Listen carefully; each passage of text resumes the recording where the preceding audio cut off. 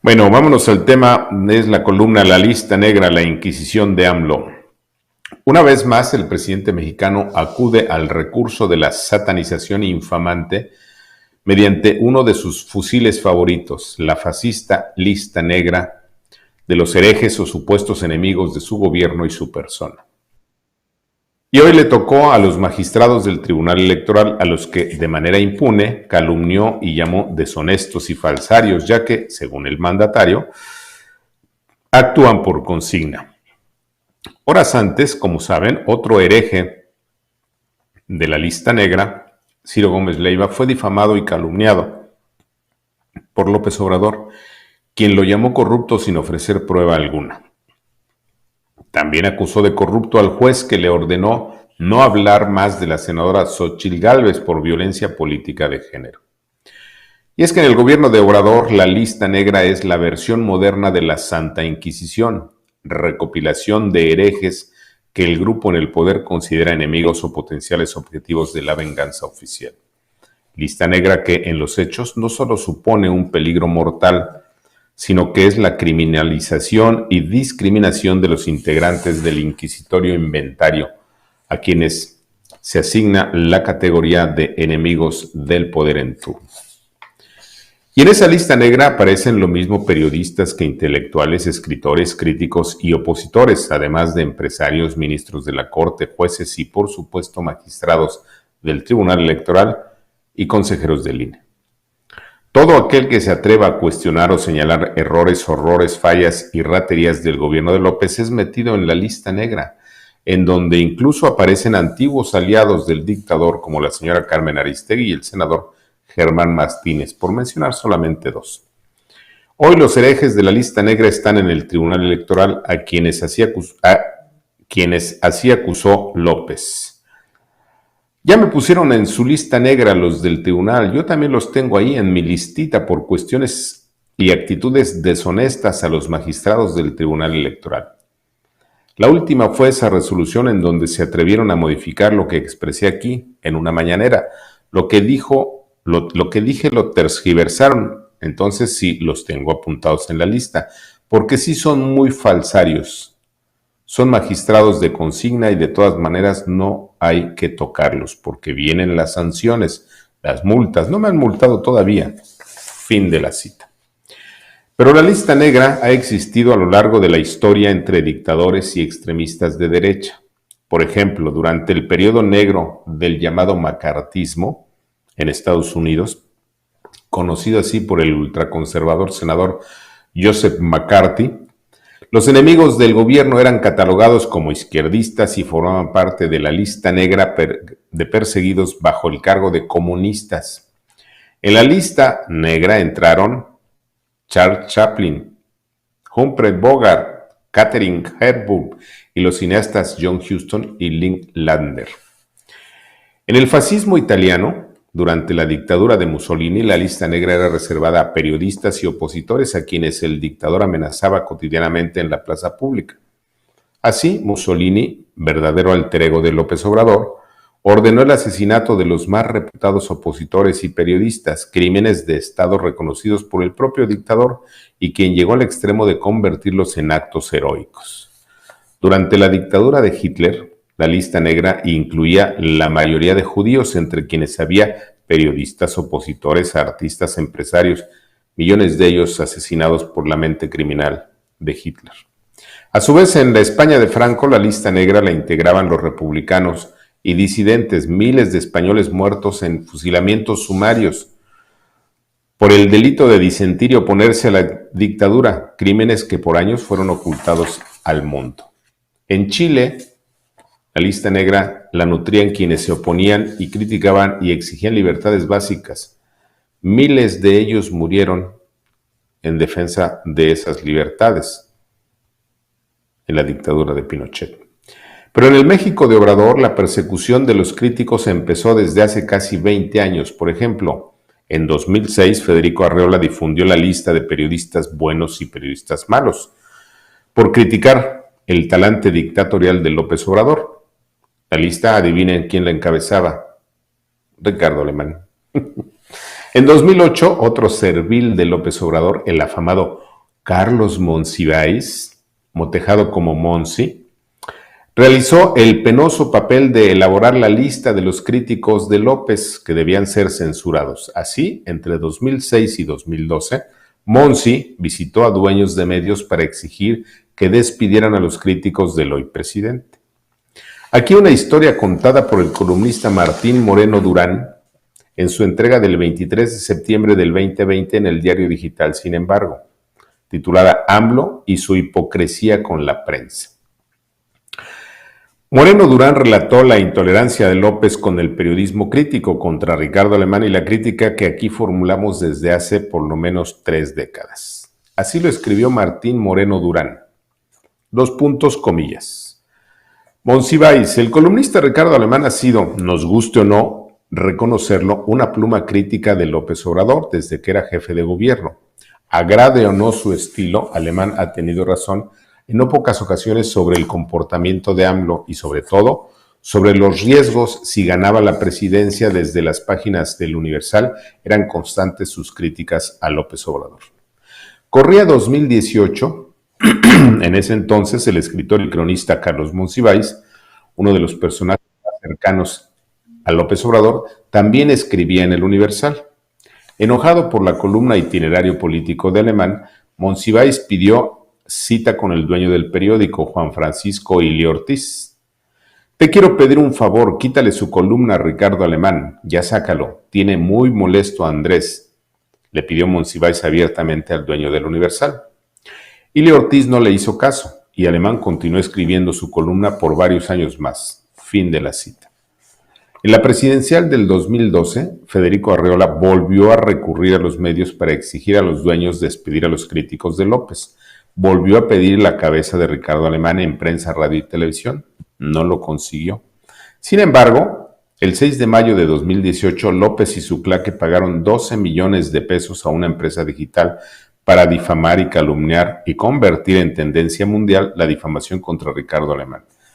Por esa presión, me cerraron casi todos los medios en los que aparecía mi trabajo crítico. Luego del linchamiento en mi contra, en el Itinerario Político del 9 de mayo de 2018, titulado Adiós, que se publicó por última vez en Milenio, dije que con López Obrador en Palacio sería una dictadura que empezaría por perseguir a sus críticos. Así lo expuse, comillas. En el fondo, los que lincharon a Ricardo Alemán le avisan a todos los mexicanos lo que será el trato oficial con los críticos en un gobierno de Morena, en el que el que se atreva a disentir será linchado. Hoy es día de fiesta en un sector de la prensa mexicana por el linchamiento contra Ricardo Alemán, pero nadie debe olvidar que los carniceros de hoy serán las reses de mañana. Fin de la cita. Lo peor del caso es que a pesar de la peligrosa y fascista lista negra de López, a pesar de que la supuesta herejía ha motivado asesinatos, ejecuciones, atentados y decenas de presos inocentes, no pasa nada. Nadie detiene al inquisidor López Obrador.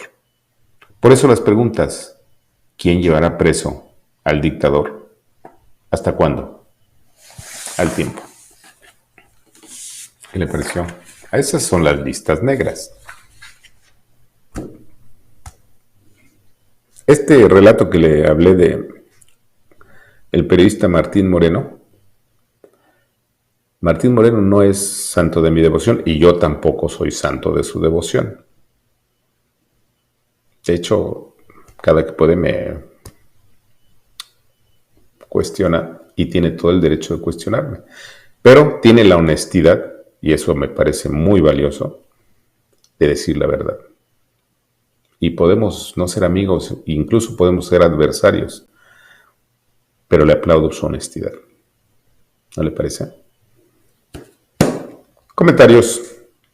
John Paul, todavía me acuerdo cuando Fox hacía algún comentario acerca de los posibles candidatos y sobre el proceso electoral en curso, este anticristo tabasqueño se ponía loco y ahora ningún chile le embona. Pues sí. ¿Será que ya se comió todos los chiles? Giovanna Montes, Giovanna Alemán, señor Alemán, en la autopista México-Pachuca hay un incremento de accidentes de tráileres que son los de la carga del AIFA. Pues claro, y va a ser cada vez peor porque es una autopista que no está hecha para eso. Mire, hace poco tuve la oportunidad de estar en Estados Unidos y tuve la oportunidad de viajar en una autopista en donde eran como 6 carriles de cada sentido. Y hay 2 carriles exclusivos con muy buena manufactura, es decir, bien hechos y con señalamientos bien, pues, o sea, una maravilla. ¿Y sabe cuándo hay accidentes ahí? Pues casi nunca. Por supuesto que hay accidentes, los accidentes son eso, accidentes, porque hay una falla del vehículo, etcétera. Pero las autopistas están de primera. La México Pachuca, por el amor de Dios. Rodolfo Ramírez, buenas tardes, comunidad, señor Alemán. ¿Habrá que abrir carpetas de investigación para algún día que ya no esté en el poder? Este vividor de ladrador, sí, tiene razón. Pero el problema, mire, le voy a platicar rápidamente. Si usted dice, habrá que abrir carpetas, ¿quién las va a abrir? Se lo digo con mucho respeto, ¿eh? Mire, yo hice ya en 2 momentos 2 denuncias contra tonterías que hizo López Obrador. El puro costo de los abogados en esos 2 casos me costaron 500,000 pesos. Pues no. O sea, francamente yo no tengo... Eso lo hice por un asunto de principios. Dije, no, a mí no me la va a aplicar este idiota, pero ¿cuántos tenemos? Ya no diga 500,000 pesos, 1,000 pesos. Y los abogados también tienen razón, cobran muy caro, pero esa es su chamba.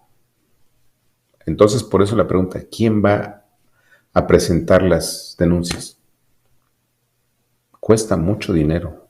Yo no puedo pagarlas. Y lo dice Jacob, ya mejor que se le suspendan, total, no son informativas, solamente insulta, abusa de su poder, divide, provoca malestares por el bien de la nación, por su salud mental. Efectivamente lo hizo, pero el problema no es ese, el problema es que nosotros tendríamos que empezar por ya no verlas. Hay un artículo hoy, o ayer, ya no me acuerdo, porque le repito que leo decenas de artículos y a veces acordarme de uno en específico, pues está cañón, de Ricardo Pasco, no recuerdo si fue ayer o hoy, en donde plantea precisamente que la candidatura presidencial de los opositores tiene que centrarse en un objetivo muy claro. Y dice, por ejemplo, podríamos centrarnos en criticar a López. Y dice, ¿pero vale la pena eso? O mejor nos centramos en hacer propuestas. Las preguntas son completamente válidas. ¿Vale la pena dedicarle tanto tiempo a López? Habría que analizarlo. ¿No le parece? Lupita Rivero, Argentina ya demostró que sí se puede. México tiene más inteligencia y vamos a sacar a Morena de la política. Lupita, el problema es que, a ver, haga un poquito de memoria. Es un muy buen comentario el suyo, pero, ojo, ¿desde cuándo están los Kirchner en el poder? No es fácil, ¿eh? O sea, estuvieron después de Perón y demás, toda esta historia negra en Argentina,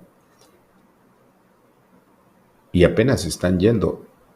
No es fácil. Las sociedades, la argentina, la mexicana, la estadounidense, es probable que vuelvan a votar por Trump.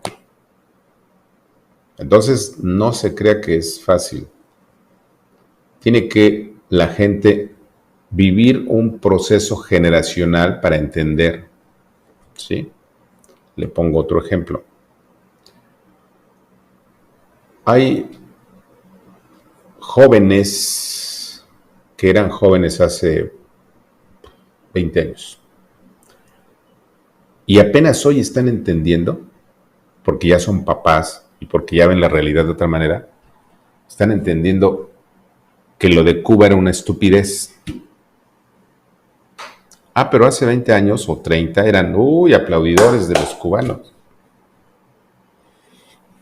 Entonces el tema no es fácil, no es de un gobierno de unos cuantos años, no. La gente se da cuenta después de mucho tiempo.